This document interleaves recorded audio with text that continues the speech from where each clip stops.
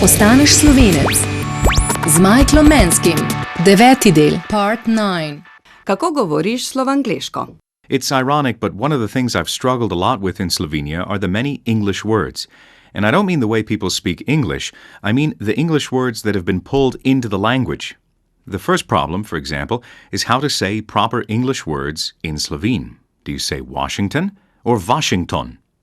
Washington sounds really strange and funny to me, but using the original sounds even weirder, especially if you conjugate it. Kje si bil lani? Sem bil v Washington. I sometimes wonder if this goes the other way. Do Slovenes in the US have to pronounce cities differently in order to make themselves understood? So, Milena, where are you from?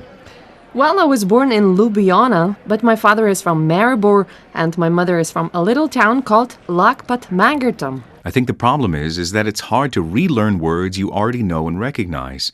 Like, for example, hamburger or cheeseburger. It took me years to get that word right. It sounds weird to say, "Lako dobim en cheeseburger, prosim?" But in the beginning, I couldn't wrap my head around the Slovenian pronunciation, so for a long time I would say, "Lako dobim en cheeseburger, prosim?" But besides the many English words that appear in Slovene, there are also slang words that have been borrowed. Ljubljana is famous for this.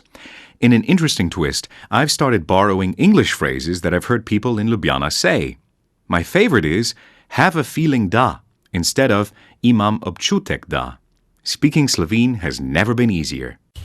Ljubček, boš danes končno očistil nabrano listje v žlebu? Have a feeling da ne.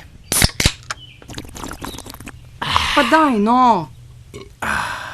Včasih je življenje res potica. Others I can't get used to. Even though they're in English, they still confuse me. Like bad. Oh, tukaj je samo bed. Postelja. Kje? A bed? What's especially interesting about Slovinglish, the mix of Slovene and English, is that some words aren't used the way they are in English.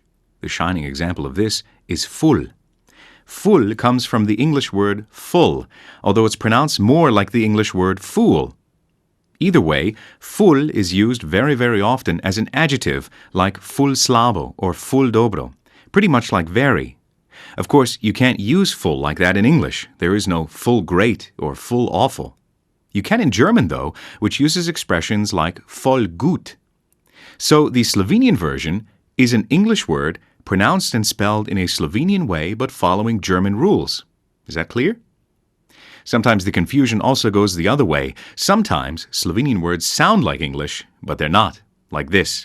V mestu sem srečala Jolando. Naporno je bilo.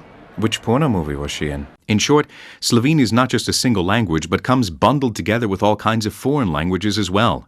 More and more so, especially English. And have a feeling da bo, še več. How to become a Slovene with Michael Mansky.